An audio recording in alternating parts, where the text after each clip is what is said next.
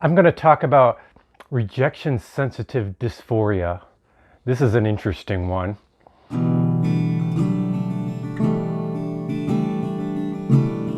You might be surprised that it actually causes quite a bit of trouble in regards to your struggle with socializing with friends, keeping friends, making new friends, working at a job, or even when you're going on an interview with a boss.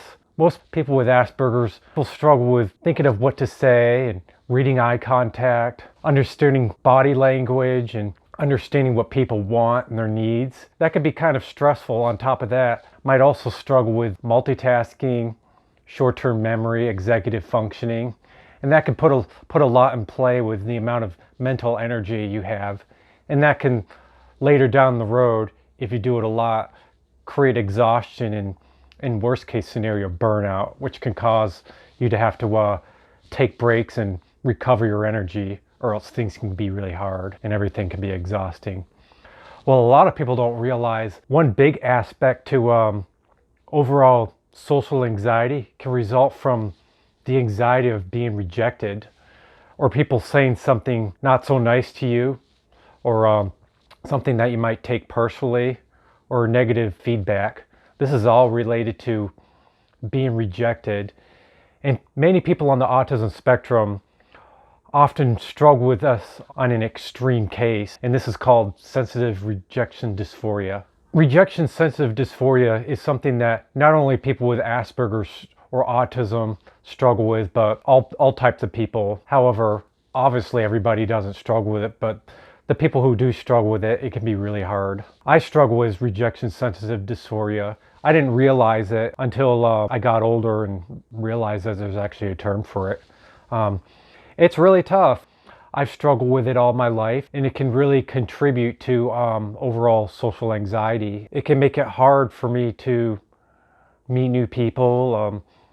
It makes it hard in a job. It can be hard to start your own business because you have to network with people. However, the good news is we can cope with rejection sensitive dysphoria, and I will cover some tips on how to cope with it, so that way it can be much easier.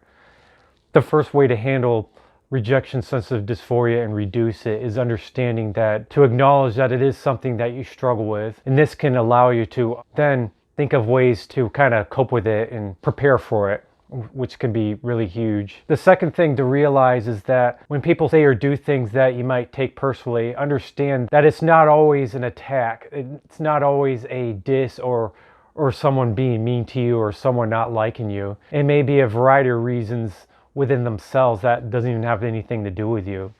Sometimes a person might be just having a bad day. Sometimes a lot of people with Asperger's, a lot of people with autism struggle with anxiety. This doesn't mean that everybody struggles with anxiety. It's kind of a part of life. Sometimes when people are stressed, it may talk with a more of an edgier voice, or may accidentally say things in a way that they don't mean to. So you really don't know.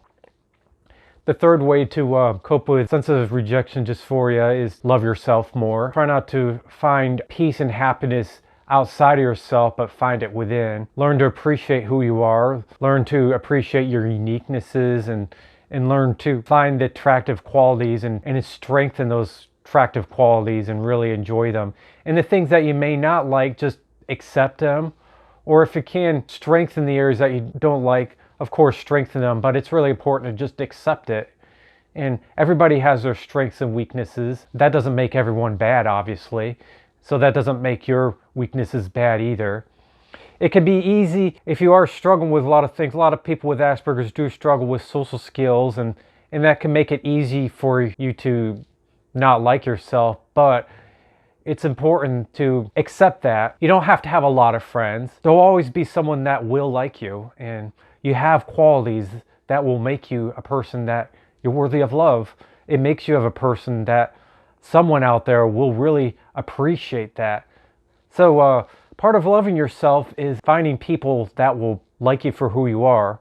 Not everybody is going to like everyone, and it doesn't make that person their fault or that person unworthy, but just find people that will like you for who you are.